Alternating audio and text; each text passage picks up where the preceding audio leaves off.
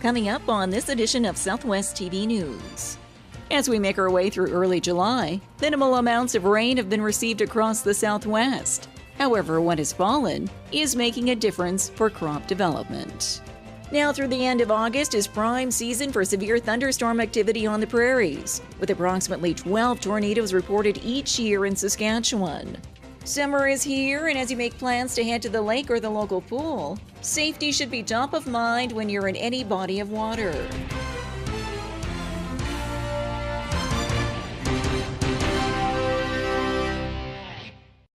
Thanks for joining us here today. With the recent rainfall across the Southwest, we find out how crops are doing across the region. As we make our way through early July, minimal amounts of rain have been received across the Southwest.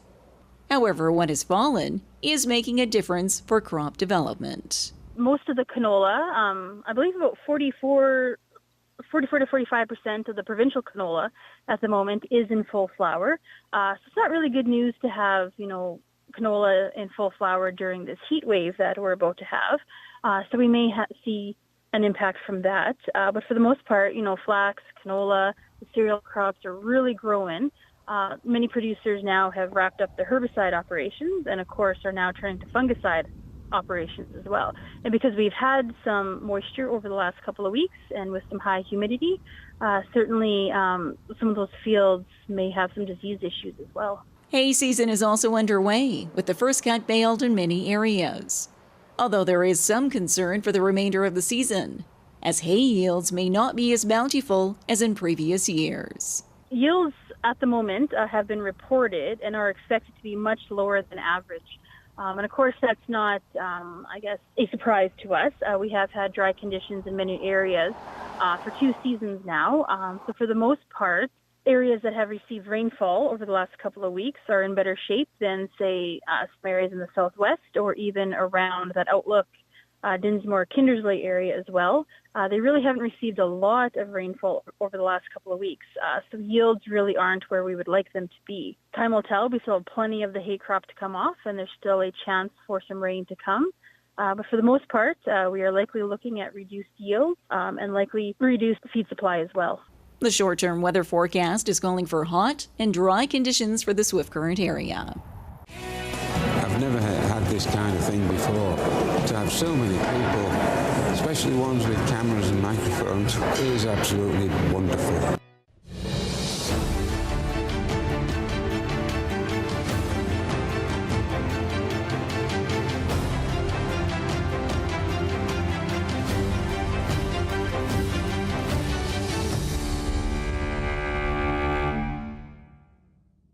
Summer storms on the prairies can be quite electrifying, and you're reminded to keep your eye on the sky.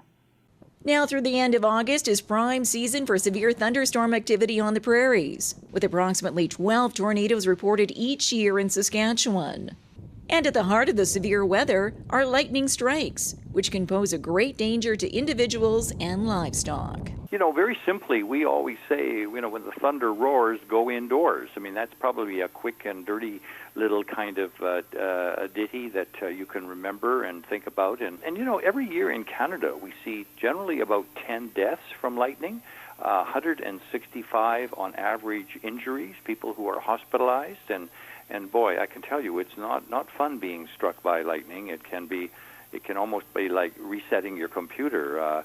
It can be memory loss and all kinds of health ailments if you've been struck by lightning. And when severe weather strikes, you're advised to seek shelter immediately and ride out the storm from a safe location. If you're outdoors, seek shelter in a sturdy building. If not a good building around, well, maybe a car is a vehicle, a truck. Inside the cab of a truck would be a good place to be. As long as you're not touching any electrical metal. It's all right to talk on a cell phone, but not a landline phone. Stay away from plumbing. If you're near water, head to shore soon. But it's a matter of taking shelter. And if the vehicle's not around or no shelter, well, you don't want to be the highest object in a field. So clearly, stay away from any trees or tall tall structures that could not attract lightning, but conduct the lightning into to the ground. And remember that most people who are hit, killed, and injured by lightning are not hit directly by lightning. It's usually a ground flash. It hits the ground, travels along the ground, and comes up tree roots or plumbing, and then zaps you. Or what we call a side flash. It hits a tree and then bounces or over to you, maybe standing near a tree. Weather alerts generally are issued early in the day as systems begin to develop. Then Environment Canada will issue watches and warnings for specific areas as the weather system intensifies. Therefore, by keeping your eyes on the sky and being aware of the weather forecast throughout the day, you can enjoy a safe summer season.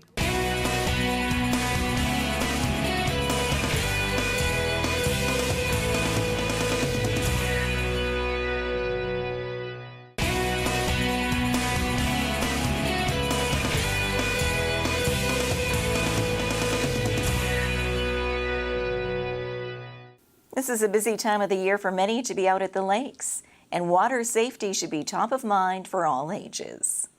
Summer is here, and as you make plans to head to the lake or the local pool, safety should be top of mind when you're in any body of water. This includes being aware of your surroundings, including the depth of the water, if there's any sharp drop-off points, or other hazards.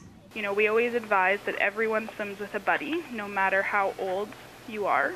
You should never swim alone, and any small children should be within arm's reach of a child. So if your child is more than 1 arm length away, then you're too far away from them. And whether you're out on the boat or other personal watercraft, remember to wear your life jacket, as PFDs play an important role in keeping you safe in the water. Definitely everyone on board should be wearing their life jacket. Transport Canada has mandated that everyone has a life jacket on board. But we would love to see it mandated also that everyone actually has to be wearing them. So I know I'm quite a good swimmer, and I have a kayak, and both me and my dog wear our life jackets when we go out on our kayak. Doesn't matter how close to shore you are, or how far you're going, or how easy your boat ride you think it might be. You definitely always want to be wearing your life jacket.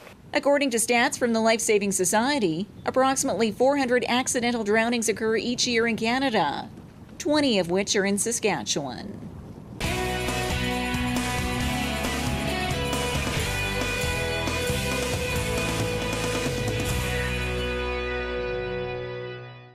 Well, this brings to a close another episode of Southwest TV News, reporting the stories that matter to you. We always welcome your news tips. You can always reach us here by phone at our studio or by email to contact us at southwesttvnews.com. Also, be sure to join us daily online for the latest news from across Southwest Saskatchewan and so much more at southwesttvnews.com. And be sure to follow us on a range of social media. Thanks for joining us here today. I'm Carol Andrews.